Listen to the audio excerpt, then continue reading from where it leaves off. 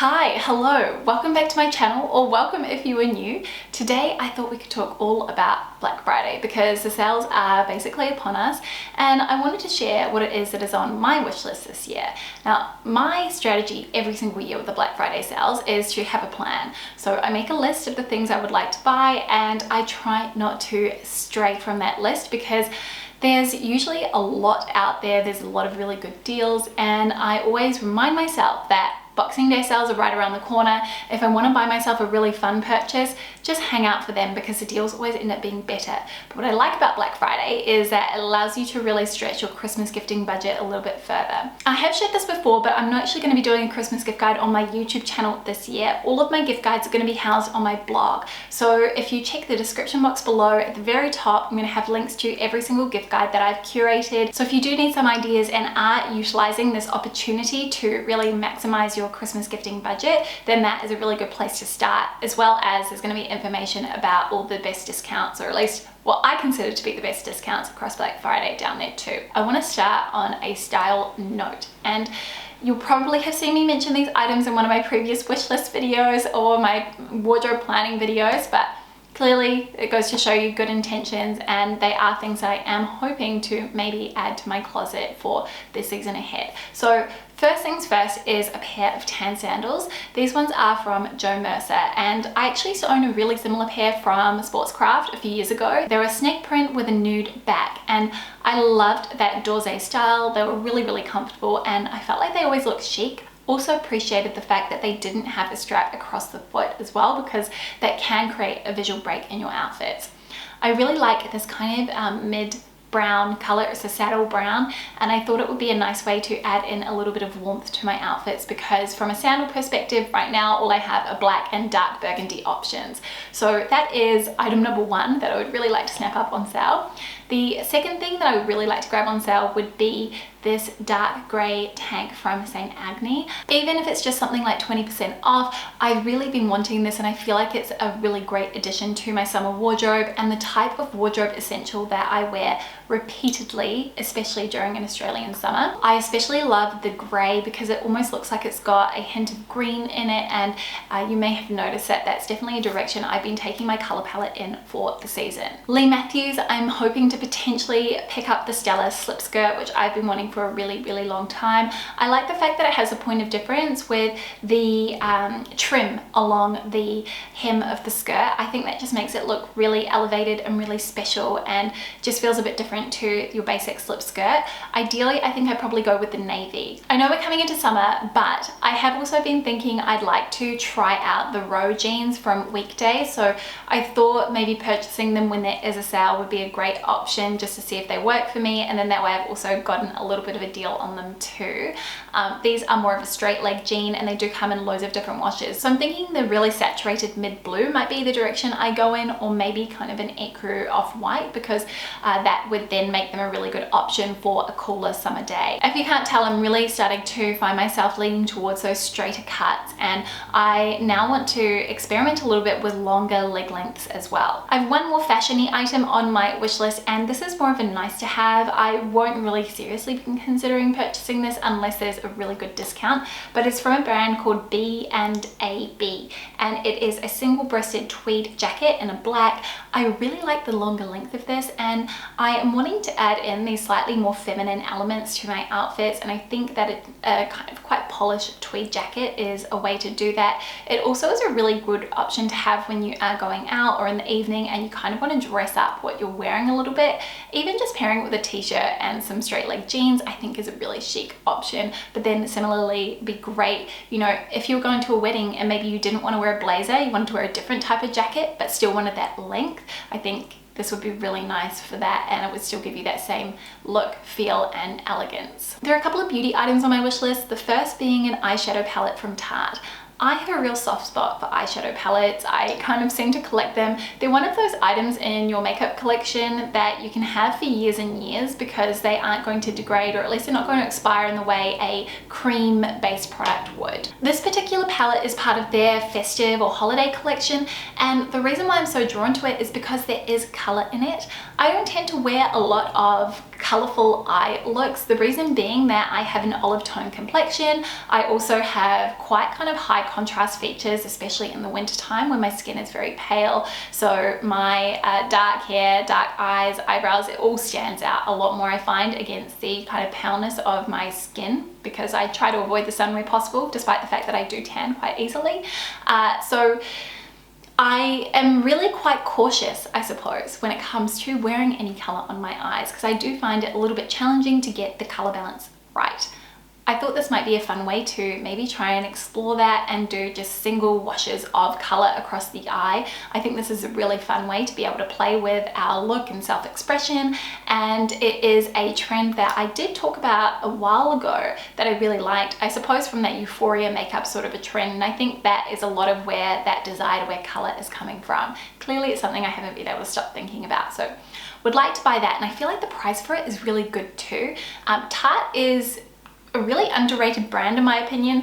I don't necessarily always love kind of the packaging. It's a little bit kitschy, a bit cute, but I feel like the quality of the products is amazing. The Tarte Surfer Curl Mascara is hands down my favorite, and I'll probably, if I do end up getting the palette, pick up another tube of that, because it's the one that I always have on rotation because it does not smudge, but it does give my eyelashes that really fluttery, full and long look. It's actually the mascara I'm wearing today, in case you were curious. The other beauty product I'd really like to buy is actually a curling wand from GHD. I was having a conversation with someone about doing their hair and what they find works better when it comes to styling, and I am convinced that if you are styling your hair with a curling wand, the curls are probably more likely to actually stick around more than if you're styling it with a hair straightener. Maybe I'm wrong here, maybe this is just something I need to put to the test myself, but I have been using GHD straighteners since I was kind of 14 years old, so 20 years, and I will use them to wave my hair, but generally I find that the waves will sort of drop out within a few hours. Maybe I use some more products or something. But yeah, that was the other thing I was looking at. I'm just not sure which style to get, the one that's a single, just the barrel, or the one that's got the clip, the tong style. So yeah, if you have any experience with both and you have one that you prefer, I really would love to know your thoughts, and yeah, any recommendations, please shoot them my way. In terms of gifting, I'm planning to purchase all the children's presents through the Black Friday sales. I've actually already bought something for our son. I think it's called Kinetics. It's kind of magnetized, you build stuff. We bought a ball run and then actually the plates so that he could build towers and things. So we've got that, which I thought would be really great to have on Christmas Day for him and his cousins to play with as well. But there's 6 children I actually need to buy presents for, so hoping to get everything then. Also from a gifting perspective, I do want to purchase some things from In the Roundhouse. I really love their servingware, I love their plates. They're actually our favorite plates to use because they have this little lip around the edge, and not only that, the prints are really playful, they're really fun, and I think they just add to the whole joy of eating a really beautiful meal. So would like to get some things. I'm not going to say anything specific, but I do think the egg cups are such a sweet little gift. I have the Petit Déjeuner ones and they are so beautiful with the black and white, very kind of minimal and elegant, but yeah, that is kind of what I'm hoping to do, so waiting to see what they'll be doing for Black Friday. Then also from a home perspective, because this is I suppose where some of the key purchases we're planning to make will be, one thing that we need to get is a new kettle. Ours is really old and definitely seen better days, so I would like to get this kettle from Alessi. I've had it in my wish list for probably the last 2 years, and we were sort of waiting until we did the home renovation to purchase it, so I think we'll be buying that in the black. I think that will complement the colors that we're going to have in our kitchen area really nicely. Then we also need to purchase a new toaster as well for the exact same reason, and we were looking at getting a 4-slice toaster because I feel like that's really practical, especially for a family of 4. And I've found that if you've got the one with the 4 slices next to each other, you can't do long slices of bread like a sourdough loaf. You kind of have to cut it in half in order to be able to toast it fully. So we're going to get the KitchenAid toaster, which is long, so you can either do 2 slices on each side by side, or you can do really long slices of bread. So I feel like that's going to be perfect, and that'll be in black as well. The final thing that I have on my wish list is a new handheld vacuum. So something that makes it really easy to just pick up the vacuum and zip around the house to tidy it up, because right now we've got one which plugs into the wall. It is really good. It's the Shark vacuum, but I do find that it's a little bit more cumbersome, and it kind of takes a little bit more effort to grab it out, especially when you're trying to wrangle the 2 kids. It's just a whole thing. So I think having a handheld one will be a lot better. We've decided to really upgrade. Previously we had the Dyson, is it the version 8, the animal one? This time we're going to go for a cordless one from LG. It actually has a tower dock, so when you put the vacuum back on the dock, it automatically empties the barrel of all of the dust and dirt, etc. So yeah, that's the one that we're hoping to purchase. It is a little bit more expensive. We've heard really good things about it, and I think it's going to be great to finally have that convenience of just being able to pick up the vacuum cleaner and do a quick zip around the house. So yeah, that is sort of the final thing that I have on my wish list. Now, in terms of how I'm planning to prioritize these purchases, the gifts for the kids are at the very top. Second will be our home purchases, and at the very bottom will be anything for me. Clearly that's going to depend on how much budget I have left once I get through all of that, but obviously those fashion and beauty purchases are more nice to haves than had to haves, so I'm sort of really treating them as such when it comes to tackling my shopping list for Black Friday. I would love to know what you've got on your shopping list this year for the Black Friday sales, or if you're planning to give them a skip.